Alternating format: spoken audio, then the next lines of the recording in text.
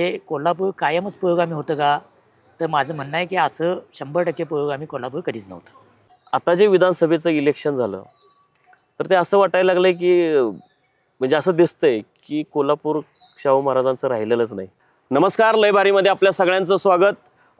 मी कोल्हापूरमध्ये आलेलो आहे आणि कोल्हापूरमध्ये पत्रकारितेतील एक मोठं व्यक्तिमत्व श्री श्रीराम पवार सर मला भेटलेले आहेत. म्हणजे मी त्यांना आवर्जून भेटायला आलो. भेटण्यामागची 2-3 कारणं होती. एक तर ते पत्रकारितेत बरीच वर्ष काम करतात आणि सर्वात मोठं कारण म्हणजे मी त्यांच्या हाताखाली काम केलेलं आहे.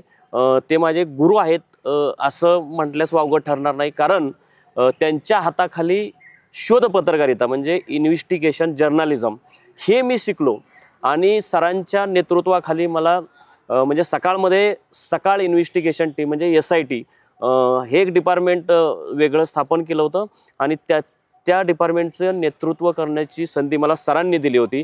त्यामुळे शोध पत्रकारिता कशी करावी हे मला सरांच्या नेतृत्वाखाली शिकायला मिळालं. सरांनी त्यावेळी मला एक सल्ला दिला होता आणि तो आजही माझ्या लक्षात आहे की पोलीस आणि CID किंवा CBI याच्यामध्ये जो फरक असतो की CID CBIचं काम दिसतं परंतु ती माणसं दिसत नाहीत. पोलीस आहे तो तुम्हाला कुठेही दिसेल, रस्त्यावर दिसेल, कुठेही दिसेल, परंतु त्याचं काम दिसत नाही. तशी पत्रकारिता असली पाहिजे आणि ते मी आजपर्यंत लक्षात ठेवलं आहे की आपलं काम दिसलं पाहिजे. स्वतः दिसण्यापेक्षा आपलं काम दिसलं पाहिजे. आता हे जरा थोडीशी डिजिटल मीडियाची मजबुरी झाली की आम्हाला कॅमेरासमोर यावं लागतंय, परंतु ते येत असताना पहिलं काम पत्रकारिता दिसली पाहिजे, पत्रकारितेचा इम्पॅक्ट दिसलं पाहिजे. हे वाक्य सर मी तुम्ही त्यावेळी जे सल्ला दिला होता ते आज तागायत मी लक्षात ठेवलेलं आहे. पहिल्यांदा मी तुमच्या पायांना स्पर्श करतो कारण तुम्ही माझे गुरु आहात. तुमच्यासारखे मला म्हणजे जवळजवळ 20-25 संपादकांच्या हाताखाली मी काम केलं असेल, परंतु 4-5 संपादकांचा काळ लक्षात राहण्यासारखं आहे. त्यात तुमचं वरचं स्थान आहे. तर पहिल्यांदा त्याबद्दल मी तुमचं आभार व्यक्त करतो आणि तुम्ही संधी मला दिली मुलाखत देण्याची त्याबद्दलही आभार व्यक्त करतो. आज मी वेगवेगळ्या विषयांवर सरांशी चर्चा करणार आहे. 5-6 विषयांवर 5-7-8 विषयांवर बोलणार आहे. तुम्ही सगळे व्हिडिओ जरूर बघा कारण अशा अभ्यासू पत्रकारांचे व्हिडिओ लोकांनी जरूर बघितले पाहिजेत. म्हणून मी माझ्या लय भारीच्या सगळ्या प्रेक्षकांना विनंती करतो की आताचा व्हिडिओ आणि बाकीचे व्हिडिओ तुम्ही जरूर बघा. मी कोल्हापुरात सर आपण कोल्हापुरात बसलोय, तर आपण कोल्हापूरपासूनच चर्चा करू. शाळेत आम्ही शिकत असल्यापासून शाहू महाराज हे पुस्तकात वाचले, नंतर अनेक पुस्तकं वाचली, जयसिंगराव पवार सारख्या इतिहासतज्ञांची पुस्तकं वाचली. परंतु आता जे विधानसभेचं इलेक्शन झालं तर ते असं वाटायला लागलंय की म्हणजे असं दिसतंय की कोल्हापूर शाहू महाराजांचं राहिलेलंच नाही. तर म्हणजे कोल्हापूरबद्दल मला फार माहिती नाही, पण जे पुस्तकातून वाचलं तेवढंच. तर तुम्ही कसं बघता ह्याच्याकडे? कोल्हापूर शाहू महाराजांच्या विचाराचं राहिलं की नाही आणि आता ते शाहू महाराजांचे किंवा शाहू फुले आंबेडकर असा जो एक विचार व्यूह महाराष्ट्रात प्रचलित आहे त्याच्यापासून लांब गेलं का या प्रकारची चर्चा गेली काही वर्ष चालू आहे आणि त्याला वेगवेगळी कारणं पण आहेत. म्हणजे असं अचानक घडत नाही. आणि आता जेव्हा विधानसभेच्या निवडणुकीत कोल्हापुरातल्या सगळ्या जागा या महायुतीच्या उमेदवारांनी जिंकल्या आणि महाविकास आघाडीला एकही जागा मिळाली नाही, तर या निवडणुकीमध्ये एक स्पष्ट मुद्दा महायुतीकडून होता, तो हिंदुत्वाचा होता. म्हणजे माझं असं आकलन आहे की या निवडणुकीचा निकाल ज्या पद्धतीचा लागला त्याच्यामध्ये 2 महत्त्वाचे घटक होते. एक हिंदुत्व आणि दुसरं वेल्फेअरिझम किंवा लाडकी बहीण. आणि तिसरा घटक होता तो मतदारसंघनिहाय केलेली भारतीय जनता पक्ष आणि त्याच्या बाकीच्या 2 सहकारी पक्षांची बांधणी. तर त्यातला हिंदुत्व हा जो घटक आहे तो महायुतीकडून जोरात वापरला जात होता आणि त्याच्या विरोधात महाविकास आघाडीकडून घटनात्मक राजकारण, घटनेची सुसंगत प्रचार आणि या सगळ्या गोष्टी मांडल्या जात होत्या. हे एका अर्थानं दोघांना एकमेकाचे अपोजिट व्ह्यू मांडायचा प्रयत्न झाला होता आणि त्यामध्ये महायुती जिंकली.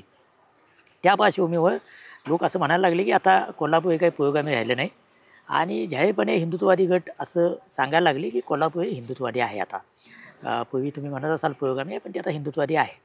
आता याच्यात थोडं खोलात जायला पाहिजे आपण. हे कुठली गोष्ट अचानक होत नाही आणि असे लगेच निष्कर्ष काढायचे का याच्यावर पण आपण विचार करायला पाहिजे.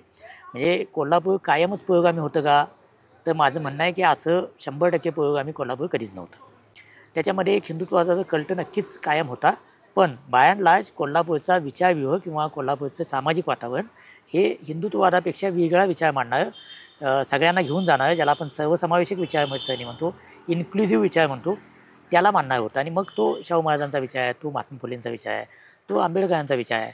तर या सगळ्याला घेऊन म्हणजे जे दबलेले पिचलेले आहेत त्यांना घेऊन जावं, अशा प्रकारचा विचार मांडणारं आणि मग त्याच्यामध्ये धर्माला स्थान नाही असं म्हणणारं कोल्हापूर होतं आणि अजून पण आहे. अजूनही काय ते पूर्ण धागा तो संपला असं नाही. पण मधल्या 25-30 वर्षाच्या काळामध्ये जसं आपण महाराष्ट्रात बदल बघतो तसेच बदल हे कोल्हापुरात कमी अधिक प्रमाणात झालेले आहेत. म्हणजे 90 नंतर बाबरी मशीद आणि राम जन्मभूमीचा वाद आणि मंडल कमंडलचं राजकारण याच्यातून ज्या प्रकारचं राजकारण महाराष्ट्रामध्ये सेट व्हायला लागलं हळूहळू, त्याचा परिणाम आपल्याला 2014मध्ये दिसला. हे एक मुख्य संदर्भ बिंदू म्हणता येईल महाराष्ट्राच्या राजकारणातला, तो 2014चा आहे, की जेव्हा आपल्याला लक्षात आलं की मोठा बदल देशामध्ये आणि महाराष्ट्रामध्ये झालेला आहे. तो बदल झालेला असला तरी त्याला झाकून टाकण्याचं काम मधल्या 5 वर्षात किंवा 10 वर्षातल्या राजकारणानं केलं आणि ती एका अर्थानं काँग्रेस किंवा मग त्यात प्रामुख्यानं शरद पवारांचं राजकारण यांचं ते यश होतं. ह्या बदल तर झाला आहे, पण त्या बदलाचे परिणाम दिसून नयेत अशा प्रकारचं राजकारण करण्यात खास करून 2019 ते 2024 या काळामध्ये या सगळ्या मंडळींना यश आलं. महाविकास आघाडीचं सरकार आणि भाजपच्या तोंडातून सत्तेचा घास काढून घेणं हे सगळी त्याची परिणिती होती. हे जरी असलं तरी हिंदुत्वाचा प्रवाह मात्र बलदंड झाला होता, रुजला होता. त्याला फक्त एक टेगर मिळण्याचं चा अवकाश होता आणि तो टेगर जातीच्या एकत्रीकरणातून देणं शक्य होतं. तो टेगर वेल्फेअरिझमचं म्हणजे लाडकी बहीणसारख्या योजनांच्या राजकारणातून देणं शक्य होतं आणि ते सगळं केल्यामुळं 2024चा निकाल लागला. तो परिणाम आपल्याला कोल्हापूरमध्ये पण स्पष्टपणे दिसतो. आता हे कोल्हापूरमध्ये घडतानाच्या ज्या मधल्या काळातल्या घटना आहेत त्याचं तितक्या गांभीर्यानं आकलन जे पुरोगामी म्हणवणारे प्रवाह आहेत, जे धर्मनिरपेक्ष म्हणवणारे प्रवाह आहेत, त्यांना तेवढं गांभीर्यानं करता आलं नाही. ते या गोष्टीवर अवलंबून राहिले की हे शहर, हे गाव हे मुळातच पुरोगामी आहे. इथं होऊन असा किती बदल होणार आहे. इथल्या प्रत्येक माणसाला शाहू महाराजांविषयी अभिमान आहे. इथल्या प्रत्येक माणसामध्ये लहानपणापासून शाहूंचा विचार, फुलेंचा विचार हे इतकं रुजवलेलं आहे. या गावामध्ये हिंदुत्ववाद कसा रुजेल असं हिंदुत्ववादाच्या विरोधातला किंवा सर्वसमावेशकतेचा, धर्मनिरपेक्षतेचा पुरस्कार करणाऱ्या सगळ्या धोरणांना वाटत होतं. जसं कराडमध्ये झालं की यशवंतराव चव्हाणांचा हा कराड आहे, यशवंतरावांचा विचार आहे, त्यामुळे तिथं कसा बदल होऊ शकतो असं लोकांना वाटत होतं. पण समाजाच्या तळातल्या स्तरामध्ये जे बदल होत आहेत त्याच्याकडं व्यासपीठावर बोलणाऱ्या लोकांचं दुर्लक्ष झालं आणि ते दुर्लक्ष खूप मोठ्या प्रमाणात झालं. ते महाराष्ट्रात झालं, त्याच्यापेक्षा थोडं जास्त कोल्हापुरात झालं. कारण हे गृहीत धरलं होतं हा शाहू महाराजांचा कोल्हापूर आहे, इथं काय बदल होत आहे. तर बदल होत होता आणि आपण जर बघितलं की त्या बाबरी मशिदीच्या आंदोलनापासूनचा हा बदल आहे आणि तो बदल हळूहळू करत अलीकडच्या काळामध्ये जर आपण बघितलं, एक छोटी घटना कोल्हापुरातली आहे की ज्याचा फार उल्लेख महाराष्ट्राच्या पातळीवर होत नाही. एके दिवशी कोल्हापुरातले काही हिंदुत्ववादी गट गेला आणि एका हॉटेलमधलं एक पोस्टर त्यांनी फाडलं. ते पोस्टर औरंगजेबाचं आहे असं समजून त्यांनी फाडलं. आता हे राजकारण सरळ सरळ हिंदुत्ववादाचं होतं. बरोबर. ते ॲक्च्युली होता तो बहादूरशाह जफरचा पोस्टर होतं. अच्छा. हॉटेलमध्ये ती पोस्टर होतं बहादूरशाह जफरचं होतं आणि बहादूरशाह हा 1857च्या उठावाचं नेतृत्व करणारा त्यावेळेचा राजा होता. बरोबर. ऑफिशियल नेता होता तो. त्याला सगळीकडच्या पेशव्यांनीच सपोर्ट केलं. देशभरात ज्यांनी ज्यांनी उठाव केला त्यांनी मान्य केलं होतं की फरमान कोणाच्या वतीने निघेल तर बहादूरशाह जफरच्या वतीने निघेल. तेव्हा मराठ्यांनी दिल्लीवर जवळजवळ वर्चस्व मिळवलं होतं आणि मराठे बादशाहच्या वतीनं ॲक्च्युली राज्य चालवत होते. असा तो काळ होता. फरमान राजाच्या नावाने निघत होतं पण ॲक्च्युली ते फरमान डिक्टेट करत होती, ती मराठा सत्ता करत होती, म्हणजे मराठे करत होते, महाराष्ट्रातील लोक करत होते. तर त्या बहादूरशाह जफरचं पोस्टर फाडलं आणि त्याला हिंदुत्ववादी लोक असं म्हणत होते की हे औरंगजेबाचं पोस्टर आहे. जेव्हा हे निदर्शनाला आणून दिलं गेलं तेव्हा त्यातल्या अनेकांचं म्हणणं होतं बहादूरशाह जफर काय आणि औरंगजेब काय फरक पडतो. म्हणजे इतक्या पातळीवर जेव्हा जो व्यक्त होणारा तरुण आहे त्याला यातला फरक पण समजत नाही आणि तो कुठल्याही मुस्लिम राजाला एकाच रंगात रंगवायचा प्रयत्न करतो, तेव्हा हिंदुत्ववाद रुजायला सुरुवात झाली असते. त्या घटनेकडे एक अपवाद किंवा कोणतेही मुलं काहीतरी करतायत असं म्हणून सोडून दिलं, त्याचा परिणाम आहे. अच्छा, म्हणजे दंगल मोठी घडलेली. त्यानंतर मग कोल्हापूरमध्ये दंगल झाली, त्याच्याकडे दुर्लक्ष झालं. विशाळगडमध्ये एक असाच प्रयत्न झाला. विशाळगडच्या त्या तिथं जी अतिक्रमणं काढण्याचा मुद्दा आहे, तर अतिक्रमणं काढायलाच पाहिजेत. ती कुठल्याही धर्माची असली तर ती ठेवायचं काय नाही. कारण विशाळगड हा शिवाजी महाराजांच्या इतिहासातला एक महत्त्वाचा गड आहे. त्यामुळं तिथं कुठली अतिक्रमण होता कामा नये, ती भूमिका बरोबर आहे. पण त्या अतिक्रमणाच्या निमित्तानं दोन धर्मामध्ये काडी टाकायचा जो प्रयत्न झाला तो अत्यंत वाईट होता बरोबर. आणि त्याचे परिणाम सगळ्या हो. समाजावर झाले. हे आणि जे सर त्याच्यामध्ये छत्रपती संभाजी महाराज जे हो. शाहू महाराजांच्या हो. घरातले आहेत, हो, त्यांनी पुढाकार घेणं अशा गोष्टीला म्हणजे त्याकडे तुम्ही कसं बघता? ते तर- संभाजीराजेंची मूळ भूमिका आहे ती चुकीची आहे असं म्हणायचं काय नाही. त्यांची मूळ भूमिका काय होती तर तिथली अतिक्रमणं काढली पाहिजे हो आणि ती कुठलाही शहाणा माणूस मान्य करेल हो. की ऐतिहासिक स्थळांवर अतिक्रमणं होऊ नयेत, धर्म कुठलाही असू दे ते होऊ नयेत. आणि जेव्हा जेव्हा आपण धर्मनिरपेक्षेचं बोलतो तेव्हा मुस्लिमांनी केलेली अतिक्रमणं त्याला पाठीशी घालायचं काही कारण नाही. कारण नाही. काय अतिक्रमणं हिंदूंची असोत, मुस्लिमांची असोत, हो. कुठल्याही धर्माची असोत, हो. त्याला पाठीशी घालायचं काही कारण नाही. कायदेशीर प्रक्रिया पूर्ण का अतिक्रमणं काढा. बरोबर. इथंपर्यंतची भूमिका बरोबर आहे. पण ते तिथं असताना ती विशाळगडावर असताना ज्या प्रकारची दंगल झाली आणि त्याच्यामध्ये त्यांची भूमिका ही काहीच करणार नाही अशा प्रकारची होती आणि ते ज्या प्रकारचा वारसा घेऊन निघालेत त्याच्याशी सुसंगत नव्हतं. बरोबर. हे शाहू महाराजांचा थेट वारसा चालवणाऱ्या घराण्याचे ते काय पुढचे वंशज आहेत वंशज. आणि राजकारणात पण आहेत आणि त्यांचं राजकारण आत्तापर्यंत अलीकडच्या काळापर्यंत हे पुरोगामी विचारांकडे झुकलेलं राजकारण आहे. ते शाहू महाराजांचा विचार बोलणार आहेत. ते खासदार झाले तेव्हाही शाहू महाराजांचा विचार बोलत होते. ते राष्ट्रपतींच्या कोट्यातून खासदार झाले तरी ते थेटपणे कधी भाजपच्या व्यासपीठावर गेले नाहीत. अशी सगळी पत्ती त्यांनी पाळलेली आहेत. असं असताना विशाळगडावरचा त्यांचा वावर हा हिंदुत्ववाद्यांच्या राजकारणाला बळ देणार ठरला. अच्छा. त्यांची ती इच्छा आहे की नाही हा वेगळा मुद्दा आहे. बरोबर. पण ते तिथे गेल्याचा फायदा हा हिंदुत्ववादी राजकारणाला झाला हे वास्तव आहे. मधल्या काळामध्ये आपल्याकडं वेगवेगळ्या प्रकारची हिंदुत्ववाद्यांचे उपक्रम म्हणजे मी अनेक वेळा हे सांगितलेलं आहे, लिहिलेलं पण आहे की पुरोगामी विचारवंत, पुरोगामी विचार त्यातले कार्यकर्ते हे पुन्हा पुन्हा त्याच लोकांना त्याच गोष्टी सांगतायत. बरोबर. की जे ऑलरेडी ज्यांना माहिती आहे की शाहू महाराजांचा विचार मान्य आहे, फुलेंचा विचार मान्य आहे, आंबेडकरांचा विचार मान्य आहे, त्यांनाच पुन्हा पुन्हा सांगत जातात. आणि त्याच्या अगेन्स्ट हा जो दुसरा प्रवाह आहे हिंदुत्ववादाचा किंवा हिंदुत्व हेच राष्ट्रीयत्व आहे असं म्हणणार, तो मात्र त्याच्याशी सुसंगत असे अनेक प्रोग्राम हे तरुणांना, महिलांना, ज्येष्ठ वयस्कर लोकांना, अगदी लहान मुलांना वेगवेगळ्या प्रकारचे प्रोग्राम देतो आणि ते प्रोग्राम सतत चालले आहेत. त्याच्यातून एक इंडॉक्ट्रिनेशन होत जातं. तुम्ही जे बोलताय त्याच मुद्द्याला धरून मी हे करतो. मी एक पुस्तक वाचतोय, साधारण जवळजवळ 38-40 वर्षाचं पुस्तक आहे, मनूचा मासा म्हणून, आणि वर्ध्याच्या एका प्राध्यापकांनी ते लिहिलेलं आहे, रिसर्च करून लिहिलेलं आहे. तर त्याच्यामध्ये असं त्यांनी म्हटलंय आणि की RSSची जी विचारसरणी आहे किंवा त्यांची जी कार्यपद्धत आहे की जे खोटं आहे किंवा थापा मारणं किंवा हवेतलं काही असेल ज्याला काय आधार नाही, रिसर्च नाही, काय नाही, आणि काही इतिहास म्हणून काही सांगायचं आणि ते खुबीनं सांगायचं. आणि RSSची लोक कधी कुणाला वाईट बोलत नाहीत, समोरच्याने टीका केली तरी गोड बोलतात. त्यामुळे ते गोड बोलण्यासोबत ते ह्या गोष्टी घुसडवतात.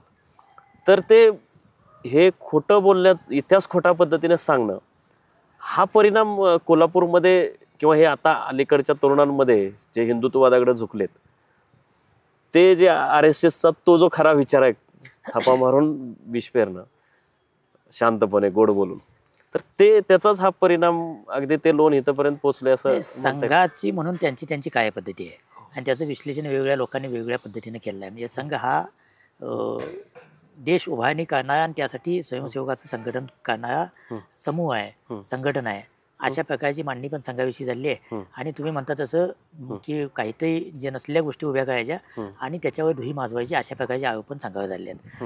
संघाचं म्हणून त्याचं काम आहे, पुरोगामी संघटनांचं म्हणून त्यांचं काम आहे. मुद्दा काय आहे की तुम्ही लोकांपर्यंत तुमचा विचार घेऊन कसा जाता आणि त्याचे परिणाम काय होतात. तर त्या पातळीवर आता अलीकडच्या काळात त्याचं तुम्ही से संघाला द्या किंवा देऊ नका, पण हे समाजामध्ये रुजतंय की इतिहासाचा सुईचा अर्थ लावायचा आणि तो सुईचा अर्थ लावून त्यातून एक काय म्हणता येईल की द्वैत तयार करायचं, भांडण तयार करायचं, या प्रकारचा प्रवाह रुजतोय. ते नॉट नेसेसरी लोक सगळे संघाचे आहेत, संघाच्या शाखेवर जाणार आहेत किंवा अधिकृत संघाचे आहेत, ते असतील किंवा नसतील, पण त्या असं विचार करणाऱ्या आणि असा विचार मांडणाऱ्यांच्या मागं लोक जायला लागले आहेत किंवा हे खरं वाटायला लागले. कारण याचं एक साधं कारण आहे की माणूस जसा जसा सुस्थितीत जायला लागतो तसा त्याला आपल्या इतिहासाविषयीचा अभिमान किंवा इतिहासात तो आपल्या अभिमानाची सूत्र शोधायला लागतो, आत्मगौरव शोधायला लागतो. आणि असा आत्मगौरव शोधण्यात पण गैर काही नाही. आपल्या भारताच्या इतिहासामध्ये किंवा ज्याला आपण भारतीयत्व म्हणतो त्याच्यामध्ये अभिमान वाटाव्या अशा अनेक गोष्टी आहेत. बरोबर. अनेक मोठी एम्पायर या देशाने तयार केली आहेत, इथल्या लोकांनी तयार केली आहेत, त्याच्याविषयी अभिमान बाळगण्यात काहीच प्रॉब्लेम नाही आहे. बरोबर. पण तो अभिमान बाळगताना हम्म. किंवा त्याची मांडणी करताना तो कुणाच्यातही विरोधात आहे, हो. एका जातीच्या एका धर्माच्या विरोधात आहे, एका समूहाच्या विरोधात आहे, अशी मांडणी जेव्हा केली जाते तेव्हा प्रॉब्लेम तयार होतो. बरोबर. म्हणजे याच इतिहासाची मांडणी पंडित नेहरूंपासून अनेकांनी केली आहे. हो. ते पण भारतीयत्वाचे हेच धागेदोरे सांगतायत की आमच्याकडं इतकी प्रचंड परंपरा आहे आणि बरोबर. तीच उदाहरणं, तेच लोक, तेच आयकॉन घेऊन त्याच्या उलटी मांडणी पण केली जाते. बरोबर. तेव्हा मुद्दा काय असतो, आपल्या देशात एकत्र ठेवण्याची मांडणी मान्य करायची का देशात फूट पाडण्याची मांडणी मान्य करायची. आणि अलीकडच्या काळामध्ये इतिहासाचा असा वापर करून फूट पाडण्याची मांडणी जास्त प्रमाणात व्हायला लागली आणि त्याच्याकडं तरुण मोठ्या प्रमाणावर आकर्षित होत आहेत आणि त्याच्यासाठी वेगवेगळे काय म्हणता येईल की वेगवेगळे सूत्र वापरली जातात, वेगवेगळे टूल्स वापरले जातात. आणि मी म्हणाल ते उपक्रम हे एक मोठं टूल आहे की वेगवेगळ्या निमित्तानं तरुणांना एकत्र करायचं, त्यांना काहीतरी प्रोग्राम द्यायचा, महिलांना एकत्रित करायचं, त्यांना काहीतरी प्रोग्राम द्यायचा. वय कळणी जर तुम्ही बघितलं तर हे सगळे प्रोग्राम याच्यामध्ये नावं ठेवण्यासारखं काय नाही आहे. हे सगळे प्रोग्राम हे लोकांना एकत्र करणं, त्यांना काही चार चांगल्या गोष्टी सांगणं यासाठी असतात. पण ते करताना ना सटल लेवलला जे पेरलं जाते ते मात्र कुठल्यातही समूहाच्या विरोधातला विचार करायला जातोय. आणि मग असं जेव्हा तरुणांच्या मनात भिनतं तेव्हा मग त्याच्यावरची रिॲक्शन ही कुठल्यातरी निमित्तानं ट्रिगर होते आणि ते एका समूहाच्या विरोधात दुसरा समूह आणि मग ॲक्शन टू रिॲक्शन अशा पद्धतीनं काय होतं की दुसरा समूह म्हणजे ज्याच्या विरोधात आहे, म्हणजे समजा हिंदू आणि मुस्लिम आहे तर मग मुस्लिम समाजाच्या बाजूनं पण तिथलेही कडवे लोक याच प्रकारे इतिहासाचं आकलन मांडायला लागतात आणि ते पण मग रिॲक्शन त्याच प्रकारची देतात. त्यातून हे भांडण वाढत जातं. मुद्दा भांडण संपवायचं का भांडण वाढणं इतिहासातले धागेदोरे काढायचे असा आहे. आणि मग दोन्ही बाजूने जेव्हा असं सुरू होतं तेव्हा समाजाची विभागणी होते.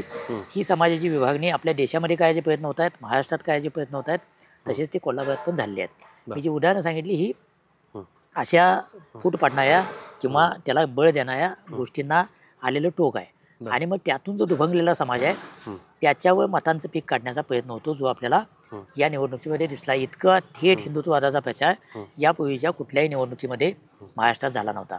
आता प्रचार करणारे जे मोठे नेते आहेत ते ब्रॉड तात्विक लेवलला बोलतात की हिंदू हा या देशातला काय मूळ प्रवाह आहे, त्यामुळे स्वाभाविकपणे देशाच्या राष्ट्रीयत्वात हिंदुत्वाचा समावेश असला पाहिजे. हे ब्रॉड आहे की याला काय फार तुम्ही प्रतिवाद पण करू शकत नाही किंवा मोठे प्रमाणावर लोक करत नाहीत. पण त्याचं जर जमिनीवरचं मॅनिफेस्टेशन किंवा त्याची जमिनीवरची जी अंमलबजावणी असते ती मात्र फूट सोल्जर्स असतो तो थेटपणे कुठल्या तरी धर्माच्या विरोधात करतो आणि तिथं मतं इकडे जाणार की तिकडे जाणार हे ठरत असतं. त्यामुळं मुंबईच्या सभेत बोलणारा नेता त्याचं विश्लेषण कदाचित तुम्हाला असं नाही करता येणार, पण त्याचा परिणाम मात्र फूट पाडण्याच्या दिशेनं निघालेला असतो आणि ते आपल्याला या निवडणुकीमध्ये स्पष्टपणे दिसतं. त्यामुळे मग चर्चा सुरू झाली की कोल्हापूर आता पुरोगामी राहिलं की हिंदुत्ववाद्यांचं झालं. मला असं वाटतं की विचार या अर्थानं कोल्हापुरातला सर्वसमावेशकतेचा विचार काही संपायचं कारण नाही. कारण त्या म्हणजे 20व्या शतकामध्ये या महाराष्ट्राला जो आजचा चेहरा मिळाला आहे 1960ला जो संयुक्त महाराष्ट्र झाला आणि त्या संयुक्त महाराष्ट्राच्या मंगल कलेच्या अंतानाच यशवंतराव चव्हाण असं म्हणाले होते की हे राज्य हे मराठी माणसाचं राज्य आहे, कुठल्या एका जातीचं नव्हे, कुठल्या एका धर्माचं नव्हे, कुठल्या एका वर्गाचं नव्हे. अशा प्रकारची मांडणी तेव्हा केली. त्याची बीजं ओली होती ती 20व्या शतकाच्या सुरुवातीला. आणि त्या काळात जे काही चर्निंग झालं म्हणजे रूढीवादी, परंपरावादी आणि त्याच्या विरोधात आधुनिकतावादी या प्रकारचा विचारविवाह त्यांचा संघर्ष हा 20व्या शतकात खूप मोठ्या प्रमाणावर महाराष्ट्रात झाला, ज्यानं देशाच्या राजकारणाला पण दिशा दिली. त्या काळात वैचारिक नेतृत्व करणारे जे कोणी सगळे लोक होते ते प्रामुख्यानं महाराष्ट्रातले होते किंवा बंगालमधले होते. आणि मग ते दोन्ही बाजूचे म्हणजे रूढीवादी पण विचार करणारे आणि त्याचं नेतृत्व करणारे महाराष्ट्रातले होते. आणि या रूढी भविष्यात आपल्याला अडचणी ज्या आहेत त्या आपण तोडल्या पाहिजेत असा आधुनिक विचार मांडणारे पण महाराष्ट्रातले होते. ते चर्निंग करणारे एक महत्त्वाचं सेंटर कोल्हापूर आहे. त्या काळातले अनेक मोठे लोक हे कोल्हापुरातून मोठे झालेले आहेत. त्यांची मूळ रानडेंनी कोल्हापुरात न्यायाधीश म्हणून काम केलेलं आहे. गोखलेंचे संबंध कोल्हापुरात आहे. असे अनेक जे काळाच्या पुढे बघणारे विचारवंत आहेत किंवा त्या काळातले समाजसुधारक आहेत त्यांचा काही ना काही ते संबंध कोल्हापूरशी आहे. आणि मग शाहू महाराज आहेतच की ज्यांनी या सगळ्या बहुजन समाजाच्या प्रगतीला बळ दिलं आणि त्यातून मग एक बहुजन समाजाच्या प्रगतीवर बोलणारे आणि धार्मिक रूढींवर म्हणजे काय म्हणता येईल की कालबाह्य रूढींवर प्रहार करणारी एक मोठी फळी महाराष्ट्रात तयार झाली.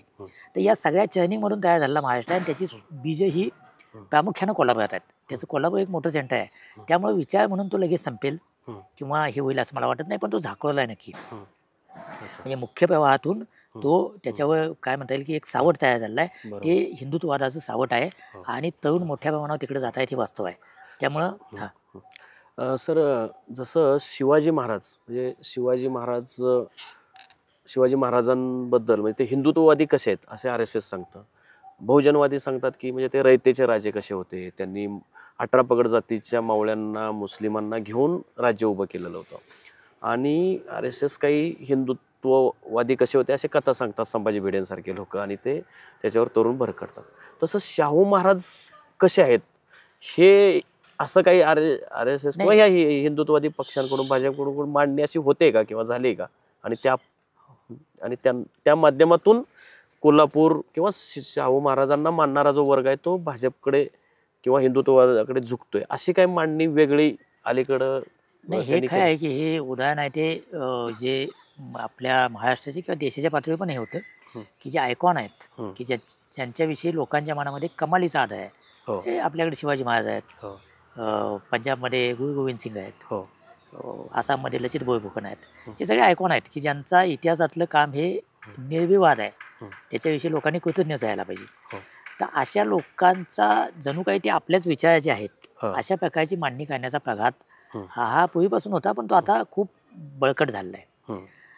त्यातून शिवाजी महाराजांची मांडणी त्या प्रकारची होते.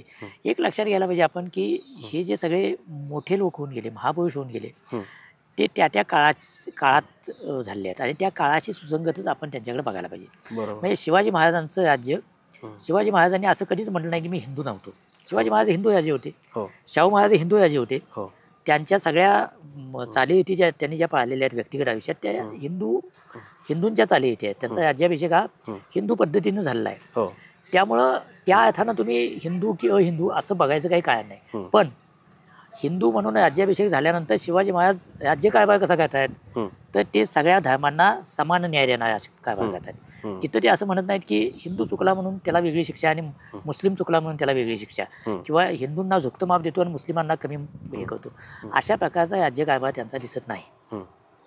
ते व्यक्तिगत आयुष्यात हिंदू आहेत आणि ते स्वाभाविक आहे, जन्माने हिंदू आहेत. तसेच शाहू महाराज जन्माने हिंदू आहेत. त्यामुळं त्यांनी वेदोक्ताचा लढा दिला. वेदोक्ताचा लढा काय होता, तर मी जर हिंदू आहे आणि हिंदूंचं जर मूळ काय विचारधारा, तत्वज्ञान आणि धर्मग्रंथ हे जर वेद असतील, तर त्या वेदानुसार माझी सगळे व्यवहार करण्याचा अधिकार मला असला पाहिजे.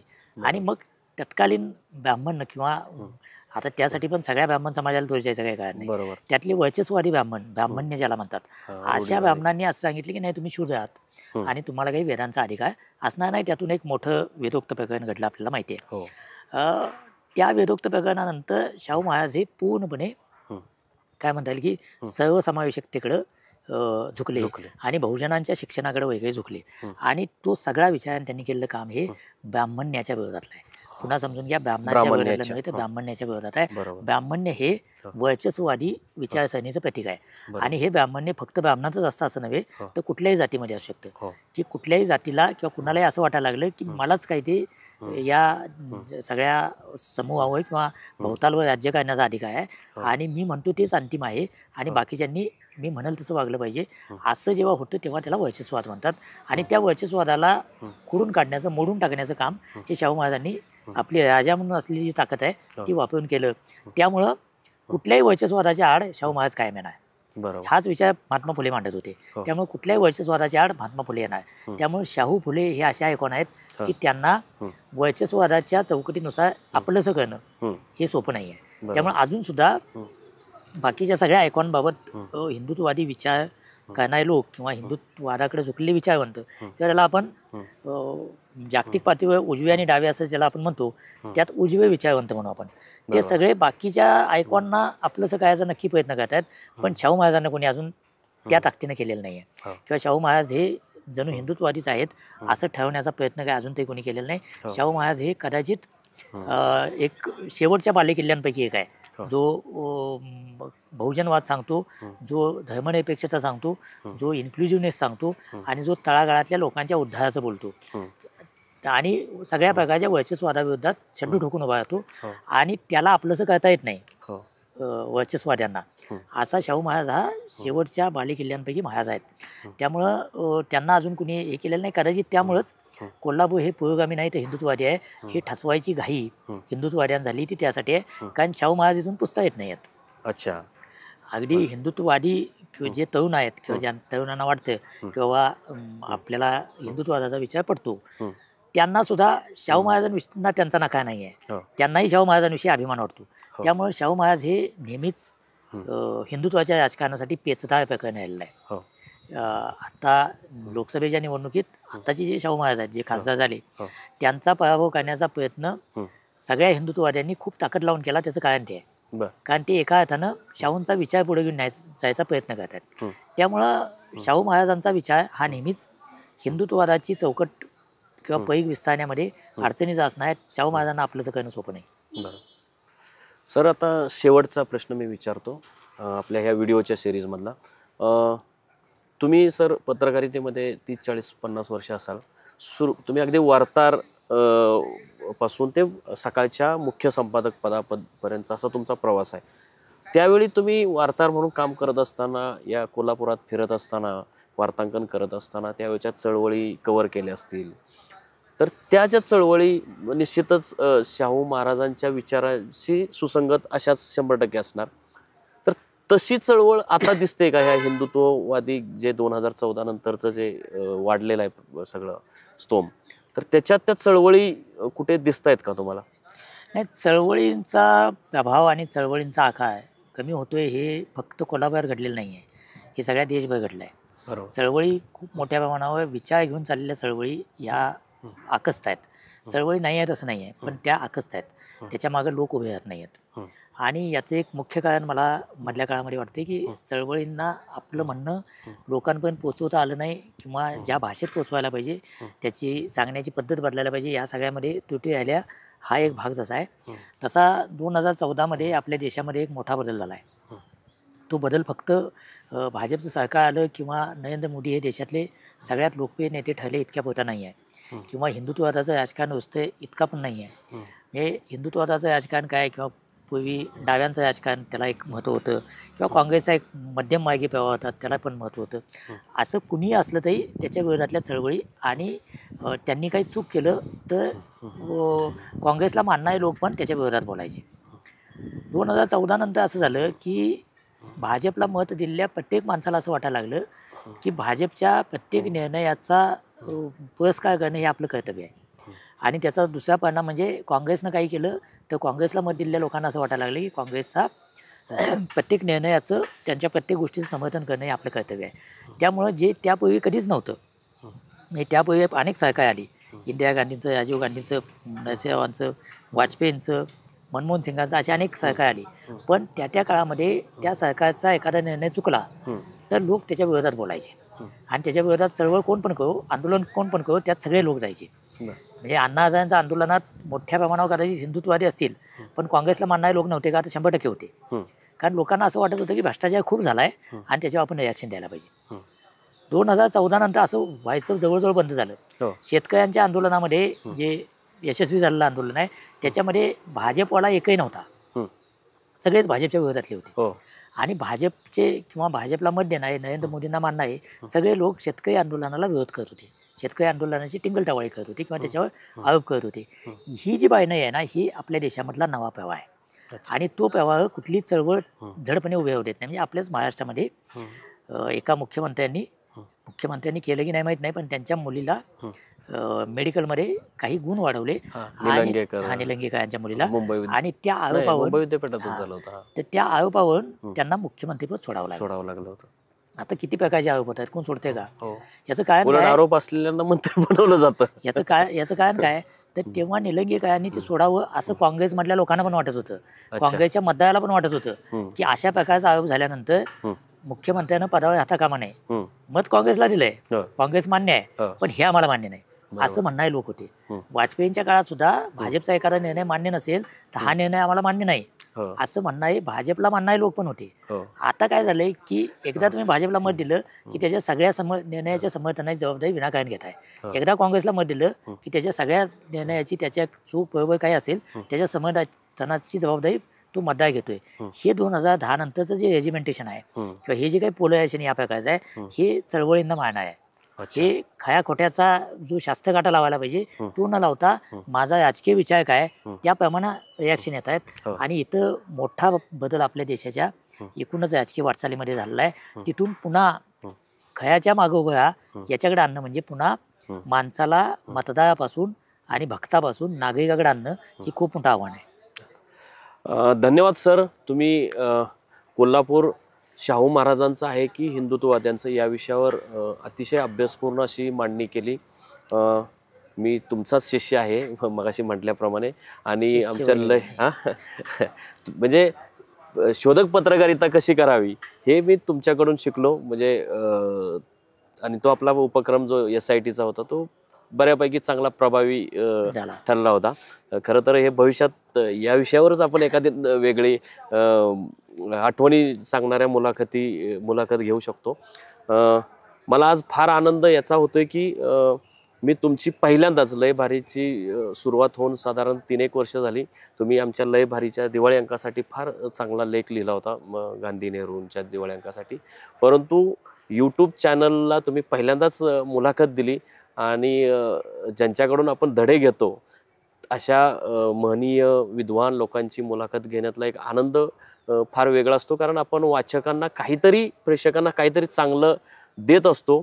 आणि पत्रकाराचं हेच खरं काम आहे की तुम्ही समाजात चांगले विचार पेरले पाहिजेत. आणि ते आमचा यूट्यूब चॅनल गेले 5-6 महिने जरा थोडासा नावारूपाला आला आहे. आणि त्यानंतर असे प्रयोग मी करायला सुरुवात केलेले आहेत की चांगलं सकस प्रेक्षकांना दिलं पाहिजे. आणि ते तुमच्या माध्यमातून मी आज करू शकलो. सरांचा हा पहिलाच व्हिडिओ आहे. परंतु आणखी 5, 6, 7, 8, 10 व्हिडिओ सरांचे होतील. तुम्ही जरूर ते व्हिडिओ बघा, तुमच्या प्रतिक्रिया कळवा. व्हिडिओ आवडलेत तर तुम्ही शेअर करा. आमच्या यूट्यूब चॅनलची लिंक तुम्ही शेअर करा. धन्यवाद.